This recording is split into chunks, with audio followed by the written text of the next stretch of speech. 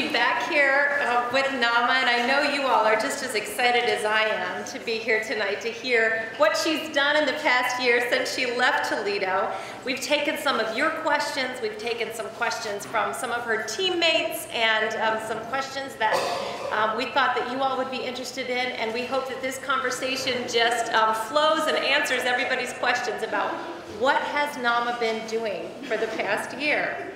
So we just want to start because a lot of people have been very concerned seeing the headlines about what's happening in Israel right now, just to make sure that you obviously got out okay and your family is all right with the violence that's going on. Yes, I mean, I wish that wasn't the reason that Israel was in the news. I wish it was just because the new Cavs coach was from Israel. But it's not the best situation right now. My family lives a little bit more in the north, so they're safe. I do have two brothers that in Tel Aviv and in those areas that you hear all the craziness going on. But if you listen to the direction and if you do what you're supposed to do, there's no reason for you to get hurt. I keep saying to people, yeah, everything is normal, which is not really normal, but it's okay, and I'm sure things will get better. Good, okay. So Israel requires 2 years of military service or community service from each of their citizens. Have you done community service or military service? Tell us about that. Okay, so every boy has to do 3 years, and every girl has to do 2 years, unless you're an Orthodox Jew, so you don't have to.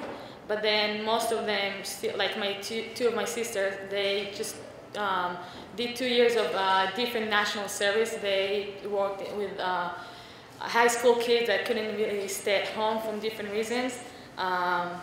And I decided to come here instead. It was okay decision. And yeah, for a while I kind of. But she did 5 years and not 2 years. Yeah, so where I came from, the way we were taught to give back to our country, and for a while I felt bad because I didn't give my 2 years. But looking back, I know I'm happy with the way I serve my country by being here, telling you guys about Israel, being involved in the Jewish community, and having a team going there and see Israel and see where I'm from. So made me feel a lot better about my service to the country. I don't know that Israel's ever had a better ambassador to the United States than Naama Shafir, am I right?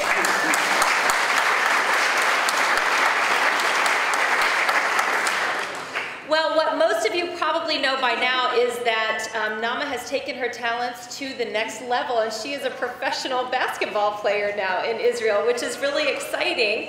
And your team is the Ramla team? Yes. So tell us a little bit about how this works, because one of the audience members asked about what the league is like, and you were explaining to me that most of the teams are city teams within Israel, right? So I was in the Ramla's team, which is in the city of Ramle.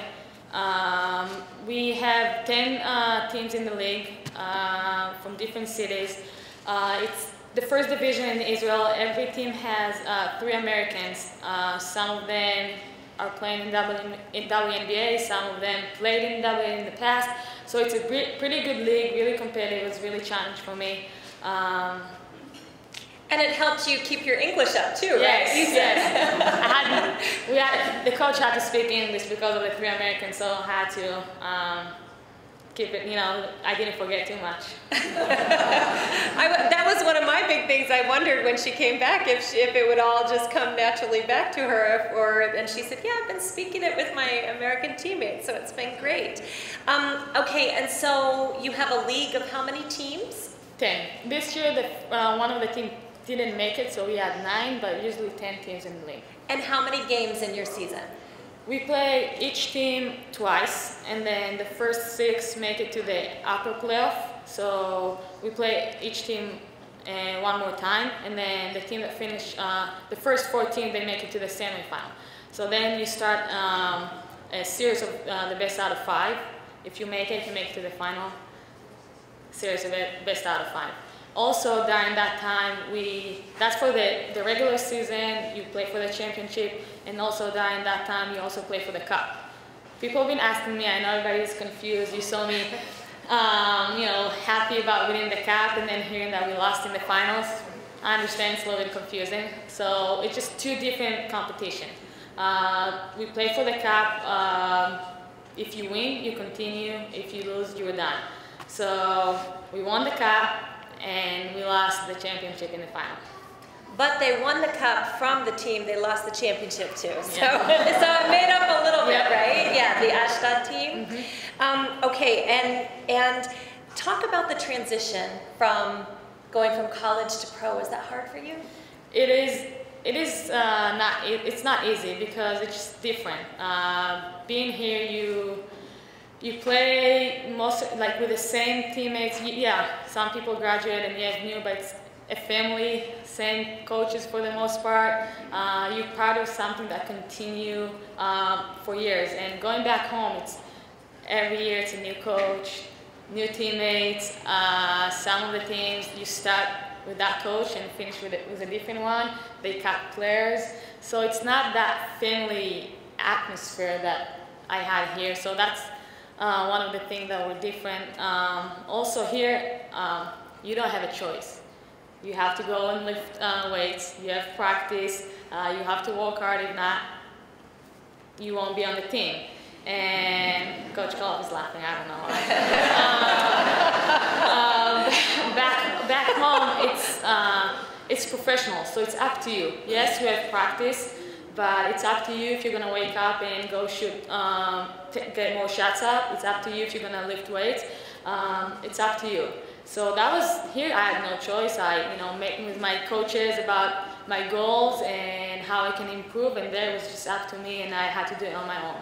So that was a little adjustment and something that I know I can do even a better job next year. We know that here in the United States, men versus women, men are making millions of dollars a year in a lot of cases in the NBA, and the women, the salary cap for the highest paid women in the WNBA is about $105,000, I believe. So what is the disparity, and were you able to make a good living playing basketball in Israel? Well, the difference is in Israel also. The amount of money that players in the women's league make, not even close to be like the guys, but still it's fun to wake up, go to practice, and get paid for it. Mm-hmm. And you said you had an apartment, you had a car, you were able to cover all your bills and save some money. Yeah, I lived in an apartment that I didn't have to pay for. I got a car from the team, so it was good. I can't complain about it, and I was able to save some money too. So, the other players, you should practice hard so you can make it one day. So, do you intend to play for the same team next year, or are you still debating that? It's funny because I talked to Chrys on Sunday, yesterday. Yeah, yesterday. Sorry, I got confused. The times and the days are all mixed up. I talked to her and I had no idea what I was gonna do, and today I talked to my agent and things start to be a little bit more clear. I still don't know for sure, but there's a really good chance I'll stay on the same team. I'm just waiting to hear from the coach that coached me if he's gonna stay, and it sounds like he's going to. So it's not for sure. I have some options, but I'm sure we'll let you know when I find out. We'll find out. News at 10, right? Which is harder? This is an audience question. Which is harder, college or pro? It's just different. They're both hard. Yeah. Just for different reasons. Like I said, here. Well, here you're also focusing on your studies at the same time, yep. So that has to make it very challenging. Yeah, it's hard to finish a 3 hours practice and shower really quick and go to class. It's difficult, and it's just hard in Israel. It was hard this year in the professional because if you're not good, you're not gonna play. You're not gonna have a contract next year. So you have to be at your best all the time. Right. And you said, as a matter of fact, some of the players are kind of month-to-month contracts too. Yes. Like, you're not sure that they're even staying for the whole season. Yes. Right? We were actually the only team that nobody left during the season. The other teams, they started with 10 players, and they had completely different 10 players at the end of the season. Wow. So that has to be difficult with the team chemistry and everything too on those teams. Okay, so how was the attendance? We know we get thousands of people to come out and watch the U2 women play basketball. Do people come out and watch your games? It's not even close to be like here. Usually it's just family and friends. You saw some of the final cup in the video, so yeah, we had a lot of people there, but during the season we had that small group of people that come with us everywhere, but it's a small group of people. It's not 4,000 that I'm used to here.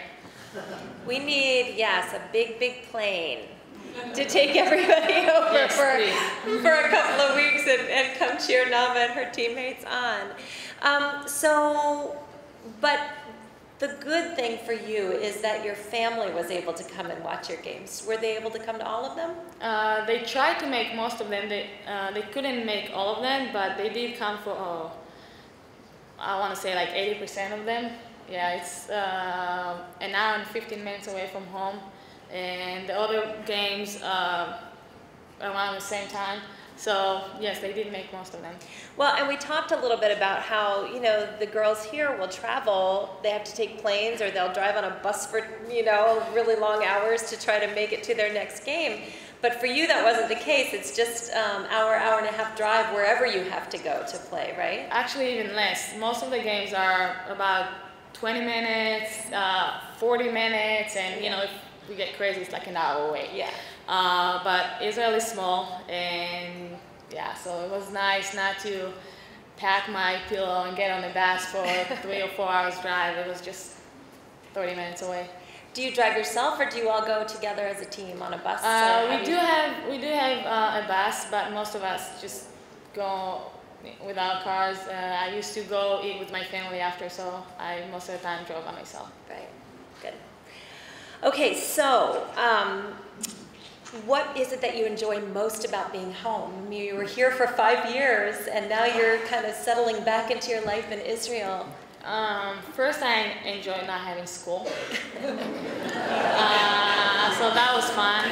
And also just being able to go home. If I had the weekend off, I could just drive an hour and 15 minutes and be home and spend some time with my family, and that's something that I really miss. I remember being here, and we had the weekend off, and people start to go home, and you know, sometimes I stay, sometimes I went with them, sometimes I just stayed with Inma.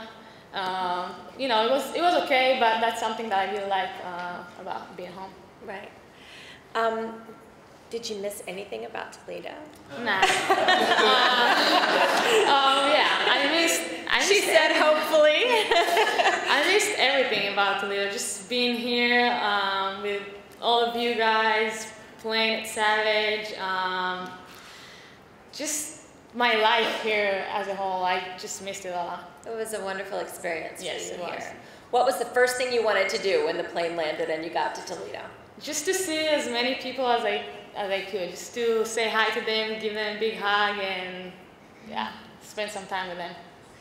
My life revolves a lot around food. So I asked her about any food that she missed. Were there any restaurants or anything here that you missed? And you said? Well, the first thing that I had, we had Chipotle. So Chipotle. I already had it 3 times. It's been a week. But yeah. Okay. It is, I can imagine, a difficult transition to make going back and forth. I mean, it was difficult for you coming here. So we want to go back to when you first came to Toledo and talk a little bit about that. Because I cannot imagine the courage that it must take somebody who is 18 years old to pick herself up and, you know, move from a country that she's known all her life to come someplace where she doesn't speak the language very well, where she doesn't know anybody except for Coach Kolop. And really, you didn't even meet the coach in person until you came here, right? Right. We talked on the phone, but I'm not sure what she was saying because I didn't.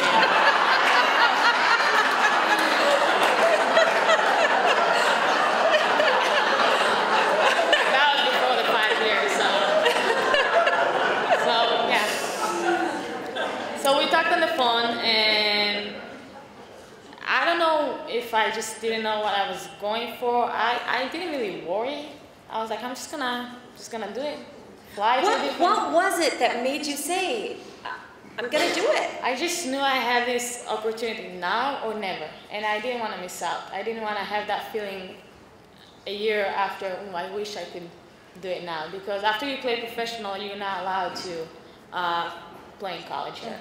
So I knew that if it's not gonna work out, if I'm not gonna like it, if the people are not gonna be nice to me, I can always go back home. And if I'll start professional, I won't be able to go there. So I decided to came with my dad for about 10 days, met a lot of people that a month later they told me, yeah, remember that, we met you when you just got here. It's like, yeah, no.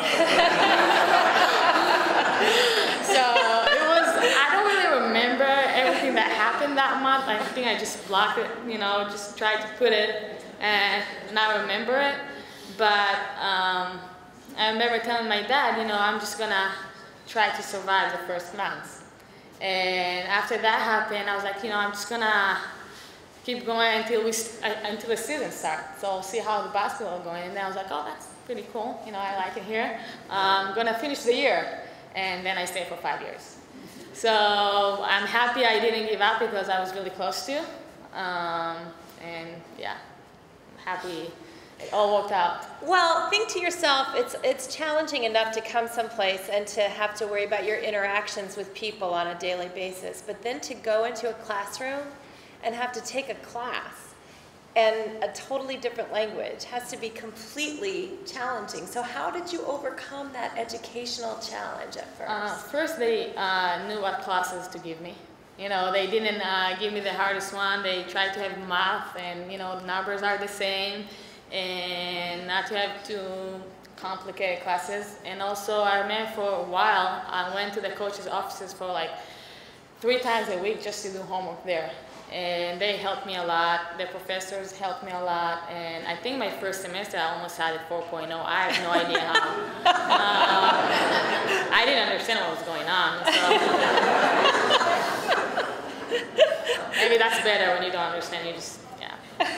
And you said it's different in Israel because it's not like in Israel you don't finish high school and just go right to college. That's not something that people there just do. So your steps would have been much different in Israel than they were here. Yes, it's just a different, I guess it's a different culture here. You go to high school, try to get good grades so you can go to college, so you can graduate and find a job and have a family, and that's how most of the people, at least that's how I saw it, that's how things work. In Israel, you go to high school, and then you do your, you go to the military, or you 2 or 3 years of service. Then most of the people, all my siblings did it, just went on a big trip, one to India, one to South America, just try to have a good time before they start, they start the real life. Then they start thinking about school again, and sometimes they just have random jobs, sometimes they start school. My brother is 2 years older than me, and he just graduated from college, and he started a new job now. So it's just a different way of the Israeli people living their life, I guess. And what was your major here at UT? Business management. Okay. So I remember hearing the stories when you first came, and I remember specifically somebody telling me about you all being in Hawaii, and you had, being an Orthodox Jew, had some special considerations that you had to take with your meals, for instance, and that they wouldn't let you bring, the restaurant that they were eating in wouldn't let you bring your food in, your special food into that restaurant. And so what happened? So Coach Cole was like, okay, no problem. I'll go to the lobby with you and we can eat there. And we took our stuff, and then all of a sudden we're looking back, and I just a few days ago, I taught Lisa Johnson how to say team in Hebrew, which is kvutza. And I hear her say, kvutza, kvutza. It was kind of weird, but it was close enough. It was close enough. I knew what she was trying to do. And the entire team, you know, they all brought their plates and ate with me in the lobby. I think that's one of the main reasons that I didn't give up at the beginning. You know, just having their support and feeling welcome made me stronger and survive all the things that were going on in the first few months. You also were not allowed to ride in an automobile on the Sabbath. Still not. And still not. And yet a lot of your games were played on those days. So do you remember your most difficult walk? I know you do. There were many, but the most difficult one was in North Dakota. It was not sure exactly how cold it was, but let's just say that before we got to the hotel, everybody just had to go from the bus to the hotel, and people couldn't breathe because it was so cold. And I had to walk to the game. So, Coach, I mean, honestly, Trisha, it was like minus 40 or something.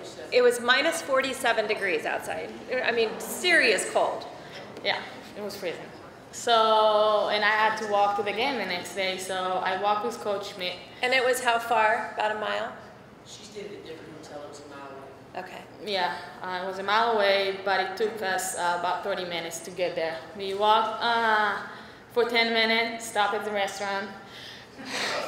Yeah, had to breathe for a little bit, then walk for another 10 minutes, stopped again, and then made the last 10 minutes. Did you beat the team there, or were they there waiting for you? We got there before them, and I had time to sit down and relax before defrost. Yeah, exactly. It was actually really hard. I didn't really have to warm up before the game. It was really hard. Exactly. She already had a full exercise before she went. But there were a lot of those types of, I'm going to say, sacrifices that you also had to make to be part of this team, because you wanted to observe your faith and your culture, and at the same time be part of the team. Games are played on Saturdays, and even that was kind of you had to get permission, right, to play games yes, on the certain first time I had a game on Saturday was when I was 15, and I played with the national team of Israel. We had the tournament in Europe, and I didn't really know what to do. And my dad asked the rabbi of my hometown. He said, "You can play. Just you have to walk to the gym." And I don't really feel like I did anything special because I'm used to it. When I was 15, I did the same thing. Mm-hmm. And what was crazy is just... But it wasn't 47 below, right? No. When I came to Toledo, I didn't know I would have to do that. But it was, I think what was amazing was just the way the team and the coaches accepted it. And they walked with me. They stayed in different hotels with me. They left early for a game and came back late. Hannah had to push the wheelchair to take me to the game. They had to do so much for me, and I just did the same thing that I used to do since I was 15. If you talk to Coach Cullip, though, she will tell you that really brought the team together. I mean, it was really a team-building exercise every day with Naama. And some of it was kind of humorous because when you were learning the language, a lot of your teammates kind of underestimated your knowledge of the language and would say funny things to you at practice. Well, if you ask Courtney Ingersoll, she'll say, "Yeah, I used to say funny things to Naama," and be like, "Yeah, that's like you didn't understand. Like I'm super not knowing what's going on." But the truth is that she used to say different things to me, and I'll just smile and say, "Oh, she's crazy." I just, didn't say anything back, but I smiled and said, "She's crazy." So it just depends who you ask. All right. When you came to Toledo, were you surprised by the fan base here for the UT women, and were you surprised by the people who opened their hearts and their homes to you while you were here? Yeah, I remember when I just got here with my dad. We got off the flight and I met Coach Cullip, and she welcomed me with a big hug, and I was like, okay, that's the right place to be. Mm-hmm. And then just having being able to play in front of so many people, it's one of the best experiences that I've ever had, and one of the reasons I decided to stay for a 5th year. And one of the things that I miss the most is just having all of you in our games. Having a lot of people, it's something that motivates me and makes me want to play better, and having 4,000 of you make me play really good. So, yeah. You just touched on another subject, and that is your knee injury. So your senior year, and you're getting ready, and for a great season, and right at the beginning of the season, you tear your ACL, and you're going to be out for the season. And I know you contemplated just getting your degree and going home and having that be. What was it that made you want to stay for a fifth year, and 4th year to play? For a while, I knew I was not going to stay. I remember staying with Coach Chrys and Beck at the hotel after we had to wait till sundown. We started to play this game about percentage. I was like, okay, it's 90%, I'm not staying, 10% I'll stay. And with the time, we just started to change and started to be, okay, 50-50. And then I just started to say, okay, 70% I'm gonna stay, 30% I'm not. I'm going home. And at the beginning, I think I was in shock. When you have a plan and you know you're gonna be done and you're ready for it, it's hard to change it. So I was like, I was ready to go back home, spend time with my family, and I just couldn't imagine staying here. It's not staying here, it's not being there for another year. And after a while, I just understood that this is not the way I want to finish here. I still have a lot to accomplish, and I remember watching the news about my injury, and they had a few lines on my stats, that Jim kind of talked about, and assist in the career, not 4th in history. And I was like, I don't want to be 4th. I want to finish 1st. And I just knew there's something that I need to finish it. And that's one of the reasons I decided to stay. And yet, you were there on the bench every game, and you were really a spark for the team. So tell me how, what was it that helped you pull through that time? Just knowing that you couldn't play that year, knowing that if you wanted to play again, you had to stay an extra year away from your family and stay here in Toledo with all of us. What was it that pulled you through? It was hard at the beginning because, for every year, I talk to the coaches on things I need to get better, and they always say you need to be more vocal. And you're doing a good job on the court, you're being a leader on the court, but we want you to be more vocal. And not being able to play and be on the court with them was hard for me because I had to be vocal. I had no other choices.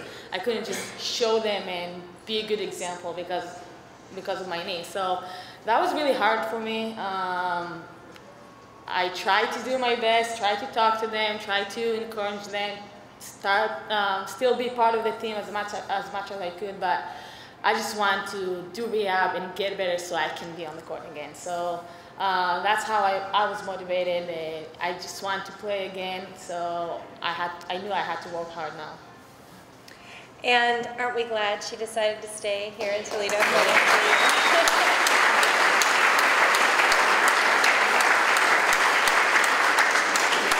So you came here, you've had lots of wonderful experiences. How has coming here and how has being a University of Toledo Rocket women's basketball player helped you grow and develop as a person? I think I just got more mature from it. Before I was home, I went back home and had food that my mom cooked, and I went to practice and came back. I didn't have to worry about anything. Here, I'm on my own. I need to have a bank account. I need to take care of my money. I need to take care of school, and I don't have time, and we have a 6-hour bus ride, and I just need to study on the bus. And I had to take care of myself, and if things were a little tough, I couldn't just go home. 3 in the morning at home, so I can't just talk to my mom or my dad or any of my siblings. I have a lot of them. I have to take care of things on my own. Yes, I had the coaches and my teammates that I knew I can call at any time, but I think I just grew up and just knew learned how to take care of things on my own. Are there any lessons you feel that you learned during that 5 years, through your adversity, through your teamwork with the other players, through your growth as an individual, that might be able to help any of the current players that are here? Just don't take anything for granted, because it goes by so fast. And you know, my last year, I spent most of the time upstairs at Savage at the 4th floor, because I knew that pretty soon I won't be able to see those people again. So I try to be there as much as I can, and you're gonna miss it. Some days you go to practice and that's the last place you want to be, but you're gonna miss it. And yes, you wake up at 5 in the morning, but you're gonna miss waking up at 5 in the morning and laugh about it after. So just don't take anything for granted and enjoy it now when you have it. How did your career at Toledo help prepare you to play professional ball in Israel? Helped a lot. Coach Kolb always wanted us to get better. Even if we had a good game, okay, so let's be even better. So that's something that helped me. Just being part of a successful team, understood what it takes to win, how hard you need to work, and how important it is to have a good chemistry in your team, and all those lessons helped me this past year. And you talked a little bit about how some of the other teams had people dropping out and didn't have the same makeup of the team at the end of the season that they did at the beginning of the season. But one thing you said you really liked about your team is you felt like it wasn't really a family like it was here, but you felt like you had a good chemistry and a good understanding of each other, right? Right. One of the things that I like about the coach that coached me, and hopefully I'll play for him again, is he picks the players based on their personality and not just the way they play basketball. He won't take a really good player if he knows that she's not a good person. And because of the way he built the team, and it ended up to have like a good chemistry and good people that you like to go to practice to see them. And I think it gave us the extra. We were better than others because of it. So that's a reason that I would like to see where he's going to sign and play for him, because I know for a fact that it will make sure that everybody's on the team is on the same page, and everybody works hard and everybody cares about each other. Right. Did you ever think when you were here in those 5 years, did you ever think about staying here? No. I just knew I'll play. I knew I'll play professional. I knew I want to go back home, but every day I wish I could be at 2 places at the same time. I wish I could stay here and be at home and play there and see my family. But I'm just happy I have this opportunity to come here and visit and see everybody again. Well, we're so happy that you had the opportunity to come here too.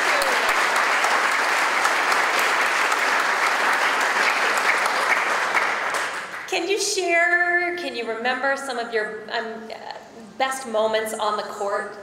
You know, a couple of games that really were meaningful to you, or things that you remembered playing here? Obviously, winning the WNAT championship was one of the best moments ever that I've ever had here. I remember when that was one of the best moments for us too, right?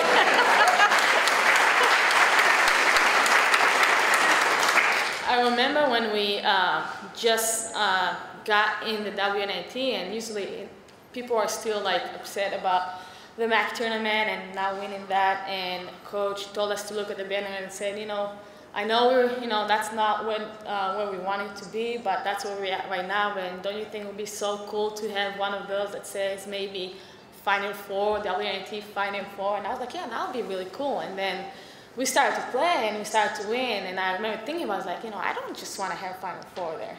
I don't want to be a part of the team that made it to the Final Four of the WNIT. I just want to win it all. And I really remember thinking about it, and just the way this whole tournament went and the amount of people that showed us. I remember going to breakfast with the team the next morning, and we just, you know, walked to the restaurant, same restaurant that we used to walk many times, and people started to stand up and clap and made us feel kind of special a little bit. So that was a great experience. Yeah, wonderful. That was great for the fans also, and just, I mean, such a thrill for the entire city of Toledo. I can remember sitting in the audience, and where I was sitting, I'm very superstitious when it comes to sports. So when they started winning and I was sitting behind the visiting team, I felt like I had to keep sitting there, even though that's not where I really wanted to sit. So I was sitting there, and a lot of times the other team's fans were kind of sitting around me.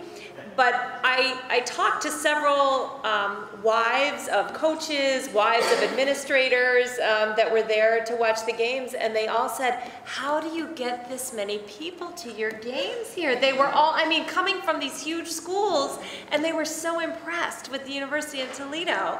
And I think you were part of that huge attraction, Naama, because we all love to come and see your style of play on the court there. It was just so exciting. Sports can be really tough. It's kind of a mind game, you know, if you're not doing well, if you're losing games, you know, if there are rifts going on in the team. How do you keep your mind? I mean, you're a very even-keeled player on the court. You don't show your emotion on the court. It's not an easy thing to do. How do you do that?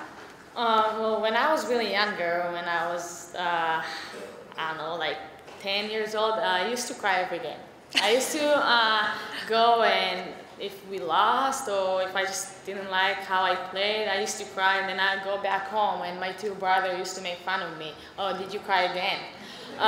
They, you know, they loved me and everything. They just wanted, you know, to be older brothers.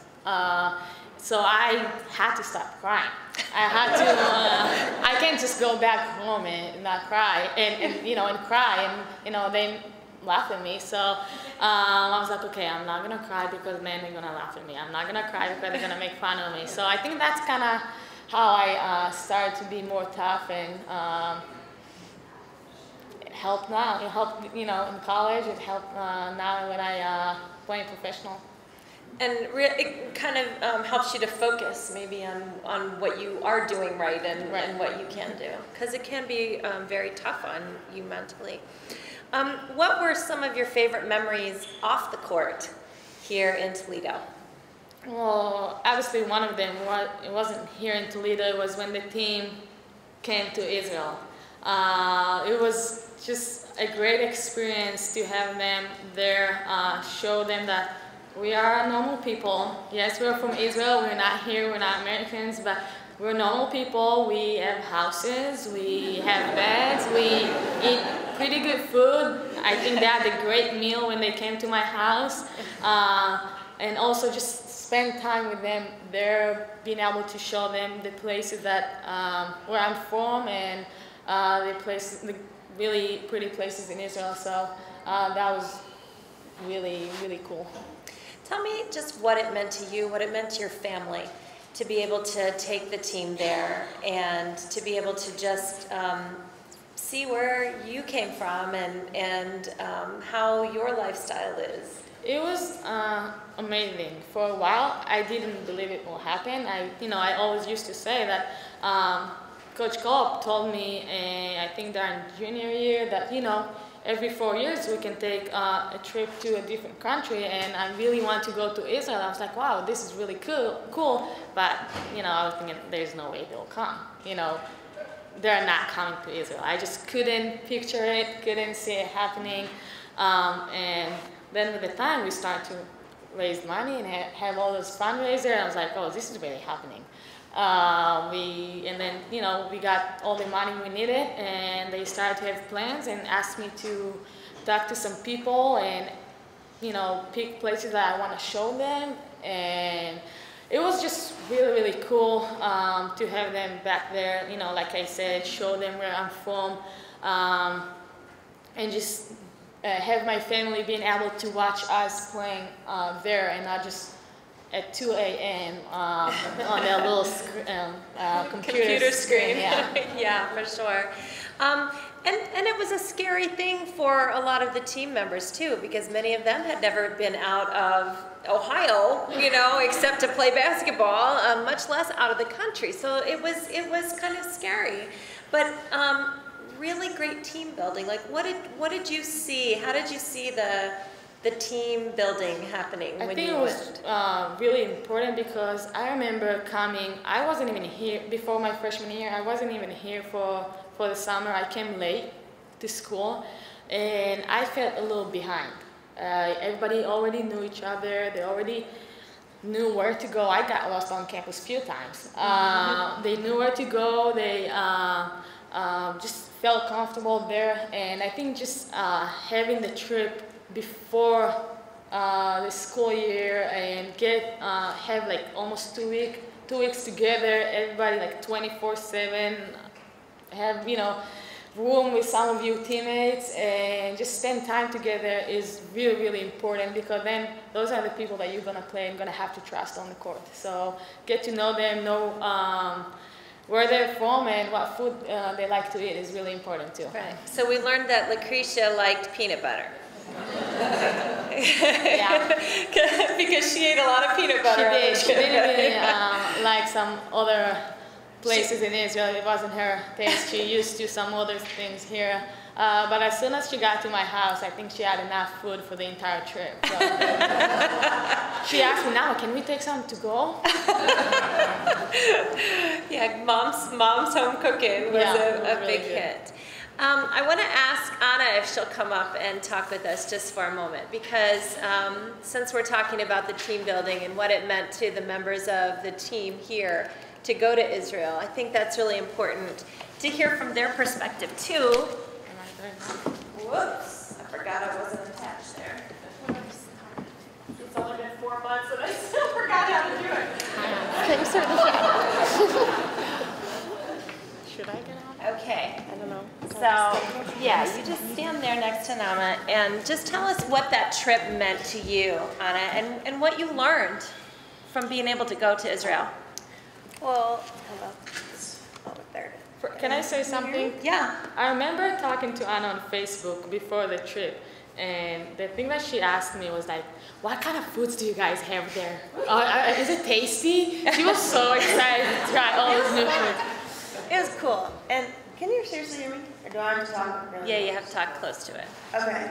I think one of the most memorable parts of the trip for most of the team, after talking to them and hearing them talk about it, was the night that we did get to go to Naama's house and just spend time with their family.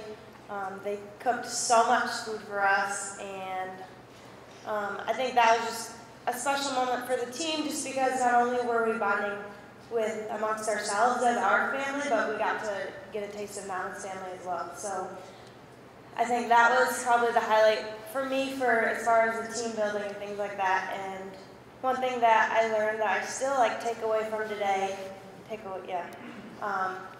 was our tour guide was talking about, all the bad things that people hear about in Israel and things like that, and the different lifestyle they have to live because of the danger they're in. But one thing I learned was, she said, we're all still people. We all still want the same things. We want peace, we want happiness. We just want to live a happy life, and I think putting away those differences is really cool. And that's definitely a big lesson that I learned there. So. Talk a little bit about just what it meant to be together doing something besides basketball too, because you guys spend a lot of time on the court together, and I know you do things outside of basketball games and practices, but this was something that was so different and such a shared experience that all of you got to do. Did you ride the camel? I did ride the camel. That looked kind of cool. Yeah. And me just coming into my freshman year on that trip, we had done some basketball workouts and stuff throughout the summer, but I was still really unfamiliar with it, so I think being just with the team and doing all types of things was just important, because I think we did build a lot of team chemistry. We learned a lot about each other, because you're with each other for 24 hours of the day pretty much, on tours and things like that, and then you go to your hotel room at night, you're still with a teammate. So I think that was fun. Awesome, great, thanks.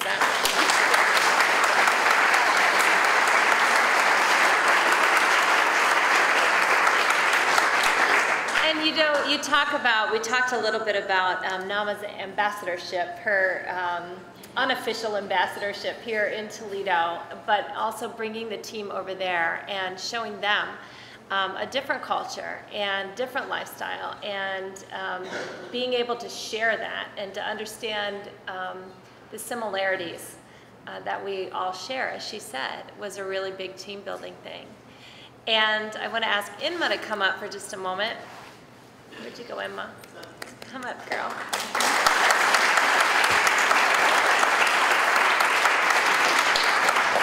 Because next year will be another 4-year opportunity to go to another place and visit. And the plan is to go to Spain and for everybody to be able to meet your family and see how you live there. So talk to me a little bit about what that means to you, to think about them being able to come and see where you're from. Well, I think just being here, just hearing about it, I just can't stop smiling, because I think it would be a great opportunity for not only my teammates, but also my family. You should hear about how excited they are just thinking about it. And as she said, having fundraisers, is that right? Yes. I never know.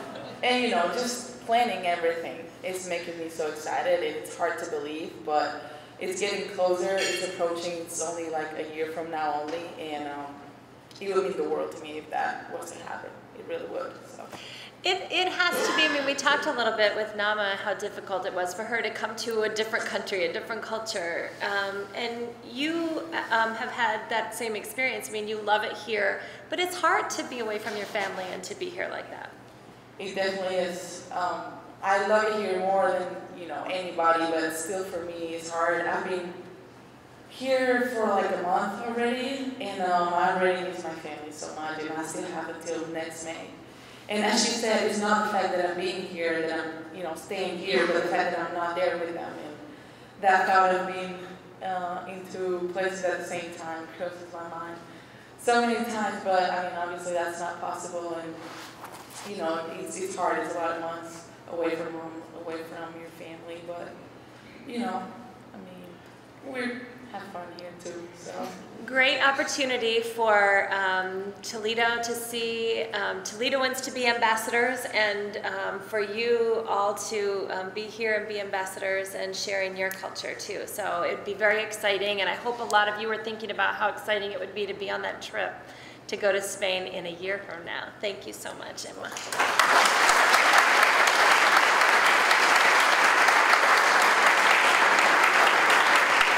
So a couple other final questions for Naama before we go. What advice do you have for other international students, or just other incoming freshmen maybe that are just coming into the program?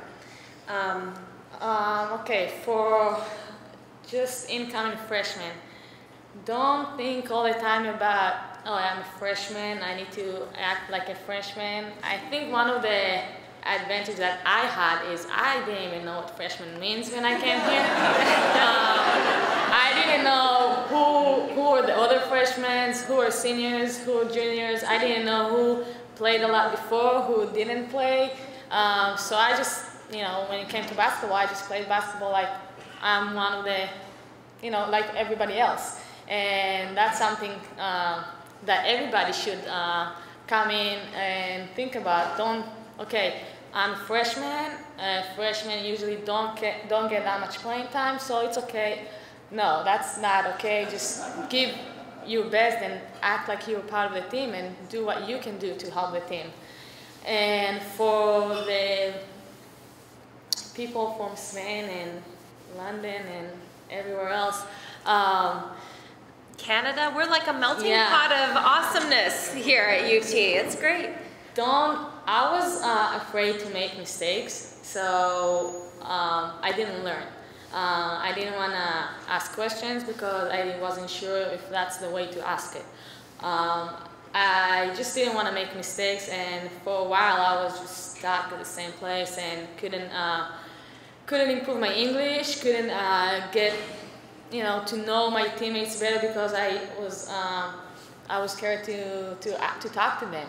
It's hard when people are talking and you have something funny to say and a joke, and you just don't say it because you don't know how to.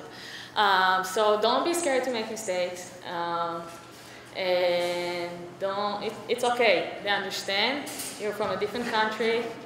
You don't speak English well, and it's okay. Nobody's gonna judge you. Yeah, they'll make fun of you. But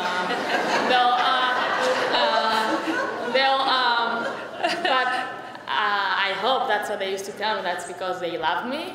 That's right. So yeah, don't be scared to make mistakes. Sometimes ignorance truly is bliss, right? When you don't know.